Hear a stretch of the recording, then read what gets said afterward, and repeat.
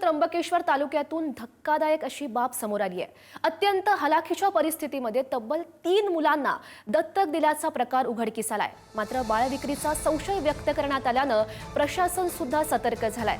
त्यामुळे जिल्हा प्रशासनानं तातडीनं समिती गठीत करून या सगळ्या प्रकरणाचा तपास सुरू केलेला आहे। त्र्यंबकेश्वर तालुक्यातील बरड्याची वाडी येथील 45 वर्षीय बच्चूबाई हंडोगे यांनी 10 ऑक्टोबर रोजी मुलाला जन्म दिला। नियमित तपासणीसाठी आलेल्या आशा सेविकेनं बाळ घरी नसल्याचं पाहिल्यानंतर तात्काळ माहिती वरिष्ठांना दिली आणि बाळ विकल्याचा संशय बळावलाय। मात्र बच्चूबाईंनी स्वतः पुढे येत बाळ नातेवाईकांनाच दत्तक दिल्याचा दावा केलाय। यामध्ये आश्चर्याची बाब म्हणजे बच्चूबाईंनी आतापर्यंत 12 मुलांना जन्म दिला असून त्यापैकी 3 मुलं दत्तक दिल्याची कबुली सुद्धा त्यांनी स्वतः दिली आहे। कुटुंबियाची हलाखीची परिस्थिती, मुलांचं संगोपन आणि अन्न दुधासाठी पैसे नसल्याचा निर्णय घेतल्याचं त्यांनी म्हटलंय। आता प्रशासकीय तपासातून नेमक्या कोणत्या बाबी समोर येतात याकडे सगळ्यांचं लक्ष लागलेलं आहे।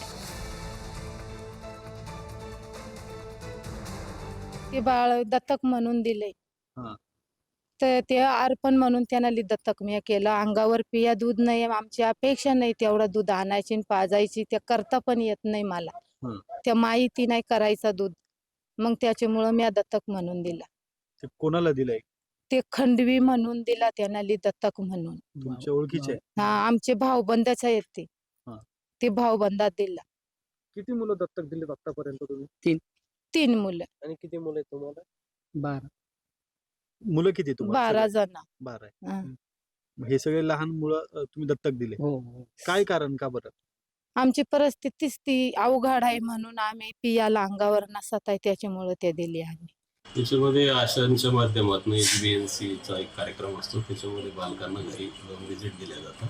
त्याच्यामध्ये अनुसयाबाई आडवगे म्हणून पेशंट होता, त्याची साधारणतः 14वी डिलिव्हरी झाली ग्रामीण रुग्णालयामध्ये।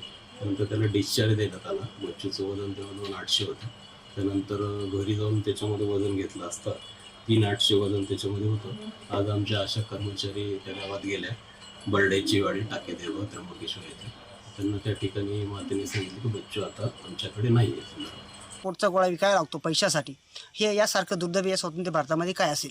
देशाला स्वातंत्र्य मिळाल्याने 80 वर्ष होऊन गेले, आजही पैशासाठी या मातेला आपला गोळा विकावा लागतो, यासारखं दुर्दैवी नाही।